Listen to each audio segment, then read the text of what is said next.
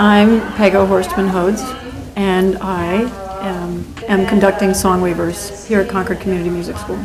I guess I was one of those kids who always sang. I sang everywhere. I laid on the living room floor in the 60s listening to Judy Collins and Joan Baez in the 70s and sang everything I could, and sang in church choirs and had a band in junior high and a band in high school and a band in college.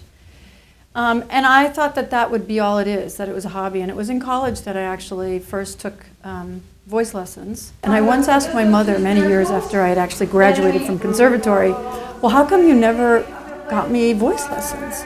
And she said, I tried, and you refused.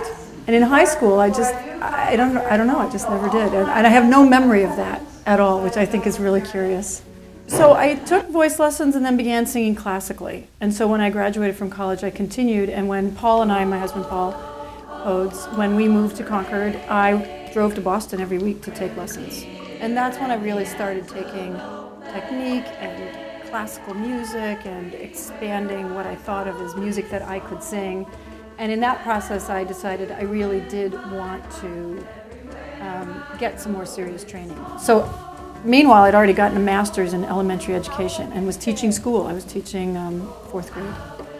And decided that I could always teach 4th grade, and that wasn't age dependent, but voice was.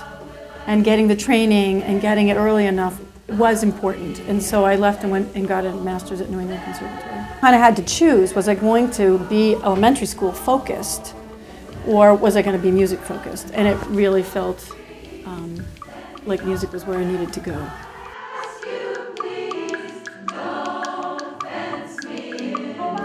But I do think of myself as a teacher who is a musician, and in fact Songweavers is actually making me a better musician because I'm having to learn a lot of things that I kind of knew in the background but didn't have to use, and I really have to use them, and I realized I'm learning a lot doing Songweavers, which is so fabulous.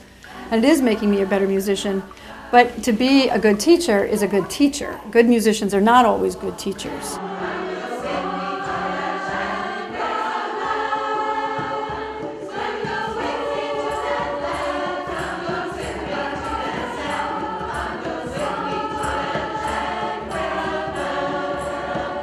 But I like music that's meaningful. So when we sang with Femami, for instance, the women's a cappella group for 10 years, we sang songs that had to touch us meaningfully somehow. Songweavers is like that as well. I mean, in fact, I get a lot of feedback, and I ask for the feedback from the women. Do you like these songs or don't you? This is my first year here. And I won't know unless you tell me. And if you just tell your neighbor and you don't tell me, then how are we going to grow together? So some people really like certain music and they really don't like others, but there's another bunch who like the ones that somebody else doesn't like. So the bottom line, though, is music that is meaningful to them, that grabs them in the heart somehow, that's not just frivolous.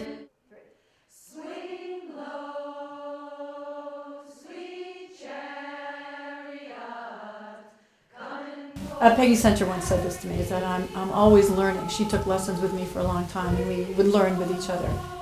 And so, you come to a place where you feel like your sponge is full in the way that you're doing it. And so how are you going to learn something new? And then it's scary and risky because what you had is pretty safe and you know it and you're, quote, pretty good at it, at that point. But then you just feel compelled to go do something else. So what I'm doing now is I came back to the music school to do Songweavers, which I'm loving, completely loving. It is a lot of work. It is making me use a lot of skills that have been seriously rusty and underused. Like I spent the entire weekend arranging 4 songs to put together in a medley. But it's very satisfying. It was really fun, and I never would have done it before. And then the other thing I've been doing is I've been developing a website, which turns out it takes a lot longer than I thought. I thought, oh, I'll have a website. Let's just do a website. So anyway, no, it's taken months to do a website. And the focus of the website is teaching workshops that I've been doing for the last 10 years called Vibrant Voice. And I have been teaching them here and in several other places around the country, but not too far afield, not too far out of New England. And I am going to try and market them around the country to universities and workshop centers and people who want to learn about their voice.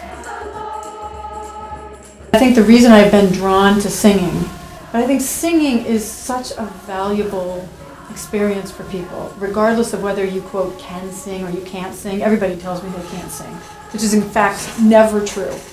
But that's cultural.